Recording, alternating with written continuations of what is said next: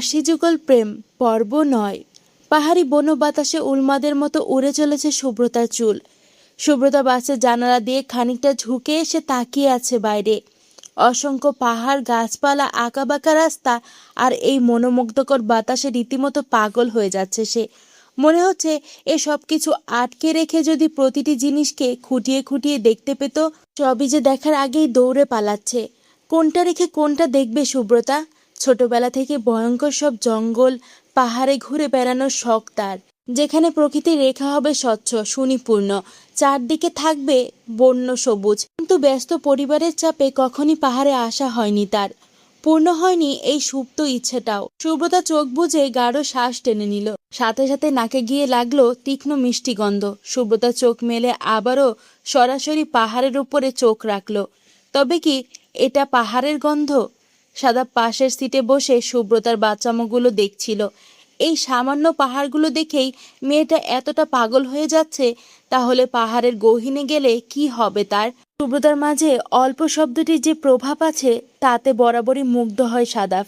মেয়েটা অল্পে রেগে যায়, অল্পে খুশি হয়, বিস্মিত হয়, অবাক হয়, আবার অল্পেই কষ্ট পায়। মূলত মেয়েটার মাঝে অল্পের ছড়াছড়ি। নিজের ভাবনায় নিজেই হাসল সাদাফ। ১.৫ ঘন্টা পথ অতিক্রম করার পর হঠাৎই থেমে গেল বাস। বাসের সামনে পাহাড়ি মোড়টাতে একটি নষ্ট ট্রলি এসে দাঁড়িয়ে আছে বলেই এই জ্যাম।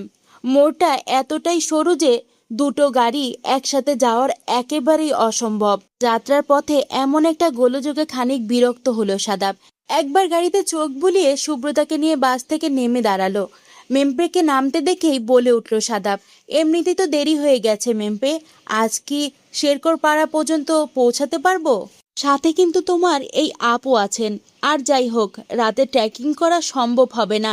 তাছাড়া বোর্ডিং পাড়া থেকে শেরকর পাড়া রাস্তাটুকু খুব একটা সুবিধার নয়, খাদার পাহাড়ে ভরপুর। রাতের আধারে অনব্যস্ত ট্রেকারদের জন্য টু মাচ রিক্সি। ম্যাম্পে মৃদু হাসল, ডান হাতে পরা সিলভার রঙের ঘড়িটিতে চোখ বুলিয়ে নিয়ে বলল, ১২টা বাজে সাদাব দাদা। গাড়ি নষ্ট না হলে ২টো নাগাদ থানচি বাজার পৌঁছে যেতাম। তবে আধা ঘন্টার মাঝে গাড়ি ছাড়লে ২:৩০টার দিকে থানচি বাজার পৌঁছে যাব। এখান থেকে শেরকর পাড়া পৌঁছাতে রাত ৮টার মতো তো বাজবেই। সাদাপের কপালে শুষ্ক চিন্তার ভাঁজ পড়ল। চিন্তিত ভঙ্গিতে বলল, তাহলে তো ঝামেলায় পড়ে গেলাম মেম্প্রে। পাহাড়ে রাত ৮টা মানে অনেক রাত। এই রাতে শুভ্রতাকে নিয়ে তোমাদের পাহাড়ে পাহাড়ে ট্রেকিং করা অসম্ভব রকম রিক্সি হবে। একে তো খাড়া পাহাড়, তার উপরে খাদার যোগটোকের ঝামেলা তো আছেই। ম্যাম্পের মুখেও চিন্তার ভাঁজ পড়ল। কিছুক্ষণ ভেবে বলল, তাহলে কি থানচি বাজারে আজ থাকবেন দাদা? কাল ভোরে রওনা দিলে ১২টা নাগাদ শেরকর পাড়া পৌঁছে যাবেন। তাছাড়া তো আর কোনো উপায় নেই দাদা। সাদাপ মৌন থেকে কিছু ভাবল, সাথে সাথে বাস থেকে ডাক পড়ল ২ মিনিটের মাথায় বাস ছাড়বে। সামনে ট্রলি সরিয়ে ফেলা হয়েছে।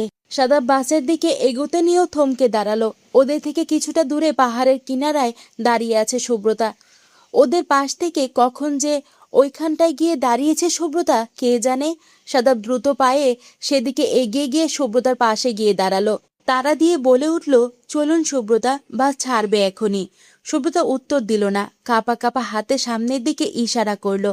সাদাপ একবার সামনে তাকিয়েও আবার শুভ্রতার দিকে চোখ ফেরালো।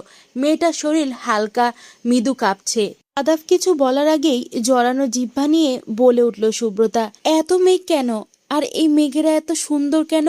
সাদাপ হেসে বলল, বাস ছাড়ার সময় হয়ে গেছে শুভ্রতা। এর থেকেও ভয়ানক সুন্দর অপেক্ষা করছে আপনার জন্য, চলুন। শুভ্রতা পা বাড়ালো না, চুপচাপ এক দৃষ্টিতে তাকিয়ে রইল দূরের ওই মেঘার পাহাড়ের প্রেম নিবেদন খেলায়।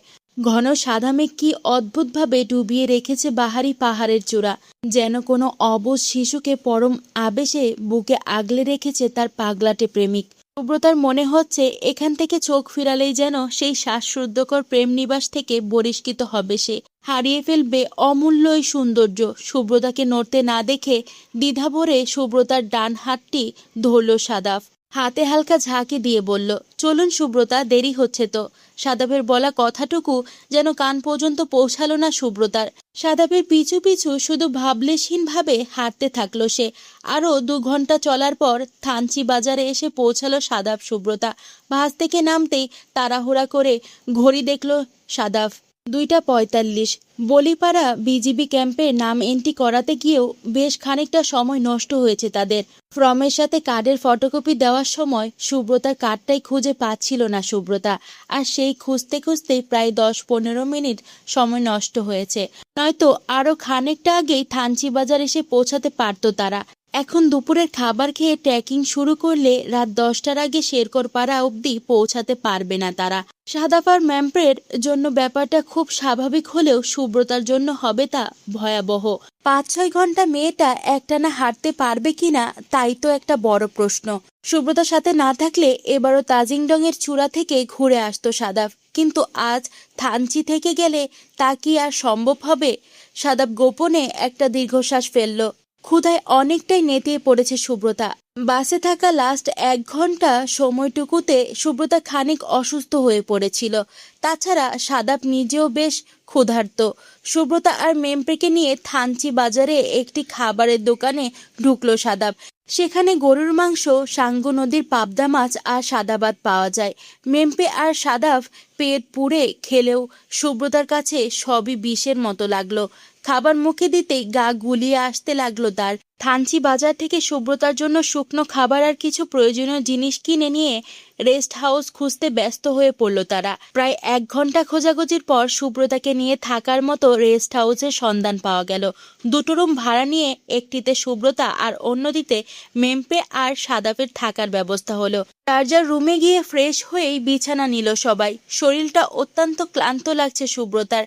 এই বাস জার্নিটা কেন জানি একদমই নিতে পারে না সে। সাদাপ বিছানায় গা এলালেও তেমন একটা শান্তি পেল না। সুব্রতা যে তখন কিছুই খেতে পারেনি তা বেশ বুঝতে পেরেছে। সুব্রতার আবারও ক্ষুধা লেগেছে কিনা কে জানে। শান্ত শরীরটাকে বিছানা থেকে টেনে তুলে গায়ে শার্ট জড়িয়ে আবারও থানচি বাজারের দিকে রওনা দিল সে। বাজার থেকে খাবার এনে সুব্রতার দরজার সামনে দাঁড়াতেই একরাশ দ্বিধা আঁকড়ে ধরল তাকে। সুব্রতা যদি ঘুমিয়ে থাকে, এই অসময়ে কাঁচা ঘুমটা ভাঙা কি ঠিক হবে সাদাফের? বেশ কয়েকবার দুমুনা করেও দরজার কড়া নাড়ল সাদাফ। 3বার কড়া নাড়ার পরেও যখন কোনো সাড়া পাওয়া গেল না, তখন ফেরার জন্য পা বাড়ালো সাদাফ। ঠিক তখনই খট করে শব্দ হলো দরজায়। সাদাফ 2 পা পিছিয়ে দরজার দিকে তাকাতেই আলুথালু বেশি সুব্রতাকে চোখে পড়ল তার। একটা কালো ফতুয়া আর প্লাজো পরে আছে সুব্রতা। হালকা ভেজা চুলগুলো এলোমেলো হয়ে আছে পুরো মাথা জুড়ে। নাকের পাশে তেলতেলে প্রলেপ পড়েছে। ঘুমের কারণে ঠোঁট আর চোখ দুটো খানিকটা ফুলে উঠেছে। এই অবস্থাতেও তাকে অসম্ভব রকম সুন্দর লাগছে সাদাবের কাছে। সুব্রতার এই ঘুমন্ত মুখটাও যেন চুমুকের মতো আকর্ষণ করছে তাকে। সাদাব যে ধীরে ধীরে সুব্রতার ভয়ানক প্রেমে জড়িয়ে পড়ছে তা তার এই কারণে অকারণে প্রতিরোধ আকর্ষণে বুঝে যাচ্ছে সে। সাদাব গোপনে দীর্ঘশ্বাস ফেলে সচেতন চোখে তাকালো। সুব্রতা ঘুমো ঘুমো মিষ্টি গলায় বলল, আপনি কিছু দরকার?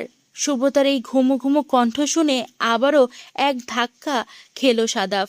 নিজেকে সামলে নিয়ে বলল, তখন তো খেতে পারেননি তাই খাবার নিয়ে এলাম। কাল প্রচুর হাঁটতে হবে, দয়া করে খাবারটা খেয়ে নিবেন।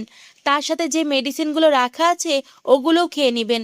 কাল সকাল 6টার দিকে বেরোচ্ছি আমরা, ওকে? সুব্রতা চোখ টিপ টিপ করে তাকিয়ে বাচ্চাদের মতো মাথা নাড়ল। মুহূর্তে ভ্রু কুঁচকে এলো সাদাপের। সুব্রতার মাথা দোলানো দেখে সুব্রতার গাল টিপে দেওয়ার মতো অবিশ্বাস্যকর চিন্তা মাথায় আসলো তার। সাদাপ খাবারের প্যাকেটটা দ্রুত সুব্রতার হাতে ধরিয়ে দিয়ে নিজের ঘরে ফিরে এলো। এমন অদ্ভুত অদ্ভুত চিন্তায় দিনকে দিন কেমন অতিষ্ঠ হয়ে উঠছে সে। সবকিছু কেমন যেন গোলমেলে আর উল্টো হচ্ছে। সুব্রতাকে না ভাবতে চাইলেও আরো বেশি করে ভাবছে। সুব্রতার কাছে না আসতে চাইলেও আরো কাছাকাছি আসছে। সাদাপের মনে হচ্ছে কোনো এক অদৃশ্য শক্তি যেন নিজের সর্বস্ব দিয়ে সুব্রতার দিকে ঠেলে দিচ্ছে তাকে। সুব্রতার মায়ায় জড়াতে বাধ্য করছে।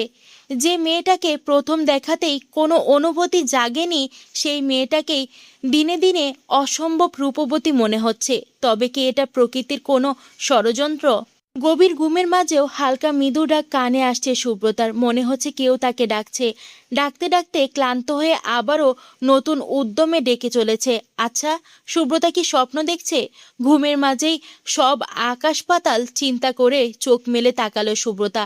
হঠাৎ ঘুম ভেঙে নিজের অবস্থাটা ঠিক বুঝতে পারল না সে। রুমের ছাদ, দেয়াল, বিছানা সবই যেন অপরিচিত। সুব্রতা কপাল কুঁচকে উঠে বসলো। দরজার বাইরে করাঘাতের সাথে সাথে সাদাবের কণ্ঠ কানে আসতেই নিজের অবস্থানটা চট করে মাথায় খেলে গেল তার। এটা তো রেস্ট হাউসের রুম। সুব্রতা দ্রুত পায়ে বিছানা থেকে নেমে দরজা খুলল। সাদাব ক্লান্ত ভঙ্গিতে দাঁড়িয়ে বলল, থ্যাংক গড দরজা খুলেছেন। প্রায় আধা ঘন্টা ধরে ডাকছি। কারো ঘুম এতটা গভীর হতে পারে তা আমার চিন্তারও বাইরে ছিল। আমি আরো ভাবছিলাম কি না কি হয়ে গেল আপনার। সুব্রতা অপ্রস্তুত ভঙ্গিতে হাসল, কাচুমাচু করে বলল, সরি, আসলে কাল একটু টায়ার্ড ছিলাম তো তাই। বুঝতে পেরেছি। জলদি তৈরি হয়ে নিন। প্রায় 6:30 বাজতে চলল। শুকনো খাবার খেয়ে রওনা হতে হবে আমাদের। রাতে যে বৃষ্টি হলো, তারপর পাহাড়ে গা যে কতটা পিচ্ছিল হতে পারে আপনি কল্পনাও করতে পারবেন না। আমি আর মেম্পে দুজনেই অভ্যস্ত, কিন্তু আপনার জন্য সমস্যা হয়ে যাবে। ধীরে ধীরে এগোতে হবে বলে সময় বেশি লাগবে। সো তাড়াতাড়ি তৈরি হন। সুব্রতা অবাক হয়ে বলল, রাতে বৃষ্টি কখন হলো? সাদাব হেসে ফেলে বলল, আপনি তো সন্ধ্যা থেকেই ঘুমাচ্ছেন। বৃষ্টির সন্ধান কোথায় পাবেন? এত ঘুমান কি করে বলুন তো? সুব্রতা লাজুক হেসে মাথাটা হালকা নিচু করে আবারও সাদাফের দিকে তাকালো। সাথে সাথেই চোখ দুটো যেন আটকে গেল তার। হালকা নীল শার্টে খুবই স্নিগ্ধ লাগছে সাদাবকে। হয়তো সকালের মলিন আলোর জন্যই এই স্নিগ্ধতা। তবু কেন জানি সাদাবের থেকে চোখ সরাতে পারছে না সুব্রতা। সাদাবের বলা সব কথাই তার কানের আশেপাশে থেকে ঘুরে যেতে লাগলো, ব্রেন পর্যন্ত পৌঁছালো না। এক পর্যায়ে সাদাবের তীক্ষ্ণ ডাকে ঘোর থেকে বেরিয়ে সচেতন চোখে তাকালো সে। সাদাব কপাল কুঁচকে বলল, আপনি ঠিক আছেন তো সুব্রতা? কি দেখছেন? সুব্রতা একটা ঢোক গিলল। নিজের এমন নির্লজ্জ কাজে লজ্জায় লাল হয়ে উঠল সে।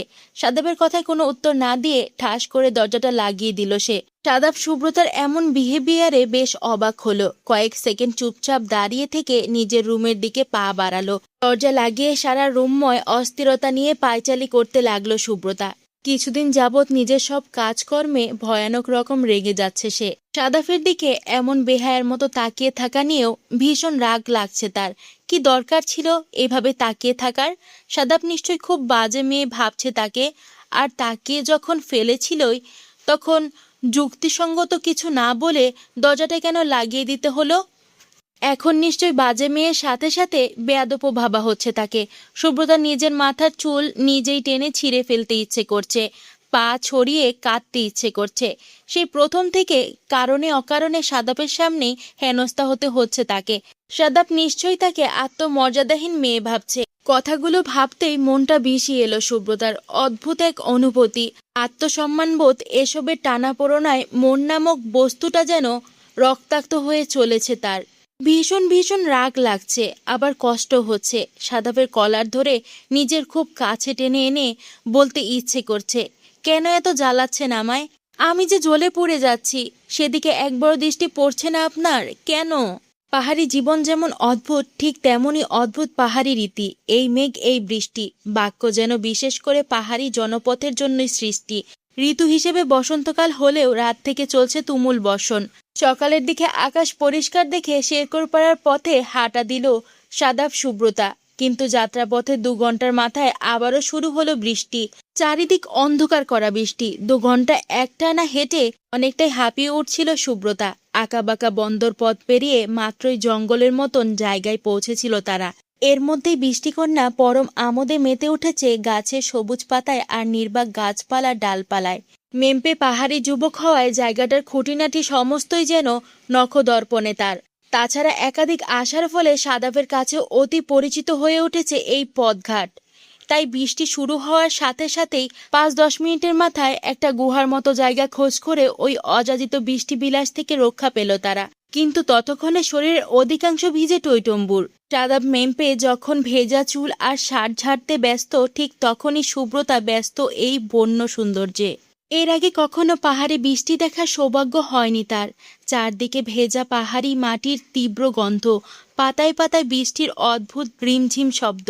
কোথাও কোথাও পাহাড়ের গা বেয়ে মৃদুমন্দ গতিতে নেমে আসছে বৃষ্টির পানি, অনেকটা ছোটখাটো ঝিরির মতো দেখাচ্ছে তাদের। সুব্রতার এই ঘোরের মাঝেই কথা বলে উঠল সাদাব। পেট্রোলের কৌটা এগিয়ে দিয়ে বলল, এটা শরীরে মেখে নিন সুব্রতা, হাত পা ঘাড়ে যে যে জায়গায় বেরিয়ে আছে সেসব জায়গাগুলোতে মেখে নিন। সুব্রতা অবাক হয়ে বলল, কেন? সাদাব ব্যাগের জিপার লাগাতে লাগাতে বলল, জোকের জন্য। এতক্ষণ তো শুকনো ছিল রাস্তা, তাই জোক নিয়ে ততটা চিন্তা করতে হয়নি, কিন্তু বৃষ্টি হওয়ার ফলে পথঘাট ভিজে উঠেছে আর আমাদের রাস্তাটাও পাল্টে গিয়েছে। আমরা যেহেতু এখন পাহাড়ি পথে এগোবো, তাই জোকের প্রাদুর্ভাবও বাড়বে।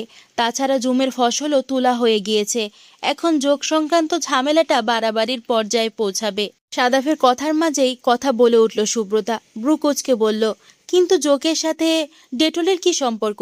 সুব্রতার এত এত প্রশ্নে মৃদু হাসল সাদাব।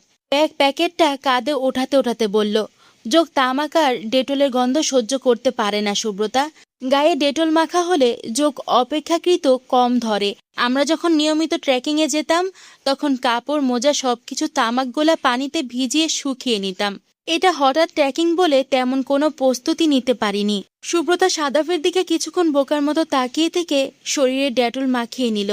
ডেটলের কৌটাটা ফেরত দিয়ে কিছু বলতে যাবে, তার আগে গুহার মতন মুখ থেকে বেরিয়ে গেল সাদাফ। তাড়া দেওয়া স্বরে বলল, বৃষ্টি থেমে গেছে, জলদি চলুন। এমনিতেই পাহাড়ের গা পিচ্ছিল, দেরি করা চলবে না। সাদাফের পিছু পিছু মেম্পিও বেরিয়ে গেলে ব্যাগটা কাঁধে নিয়ে কোনো রকম দৌড়ে পিছু নিল সুব্রতা। এতক্ষণ রাস্তায় হেঁটে আসার ব্যাপারটা যতটা সহজ মনে হয়েছে, পাহাড়ে নামতে গিয়ে ততটাই কঠিন লাগতে লাগলো সুব্রতার। সাদাব সাবধানী হাতে সুব্রতাকে ধরে রাখলেও প্রায় প্রায় পা পিছলে যাচ্ছে তার।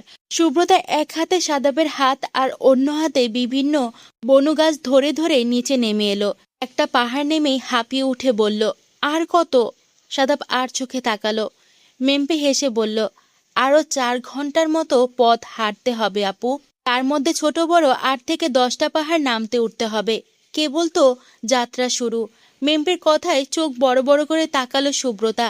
এরকম আরো 8-10টা পাহাড় কিভাবে সম্ভব? পাহাড়ের গা শুকনো থাকলে যা একটু সাহস করত সে, কিন্তু ভেজা পাহাড় যে কতটা পিচ্ছিল হতে পারে তা আজ বোঝার পর সেই সাহসটাও যেন লোপ পাচ্ছে ধীরে ধীরে। সাদাব লম্বা লম্বা পা ফেলে হাঁটতে বলল, দাঁড়িয়ে কথা বলবেন না সুব্রতা, যতটা পারেন দ্রুত হাঁটতে হাঁটতে কথা বলুন। পাহাড়ের এই ছোট ছোট গাছপালার পাতায় পাতায় যোগ থাকে, তাদের থেকে গরম বা উত্তপ্ত রক্তের সন্ধান পেলেই ঝেঁকে ঝেঁকে আক্রমণ চালায়। সাদাফের কথায় তেমন একটা গুরুত্ব না দিয়ে অবহেলায় সুরে বলল সুব্রতা, ধুর, এভাবেও যোগ ধরে নাকি? আপনি আমাকে ভয় দেখানোর চেষ্টা করছেন। সাদাফ হেসে ফেলল, লম্বা পা ফেলে হাঁটতে হাঁটতে বলল, তার মানে আপনি ভয় পাচ্ছেন সুব্রতা? সুব্রতা ভ্রু বাঁকিয়ে বলল, মোটেও না। যোগ কি ভয় পাওয়ার মতো কোনো জিনিস হলো? আমি আপনার মতো ভীতু নই। সুব্রতার কথায় মেমপ্রেও দাঁত বের করে হাসল। সাদাফের দিকে তাকিয়ে বলল, সাদাব দাদা, আপুকে ওই রেমাক্কির গল্পটা বলুন না। সাদাব মৃদু হাসল। সুব্রতা দুজনের দিকেই একবার কপাল কুঁচকে তাকিয়ে বলল, এই, আপনারা হাসছেন কেন? রেমাক্কির কি গল্প?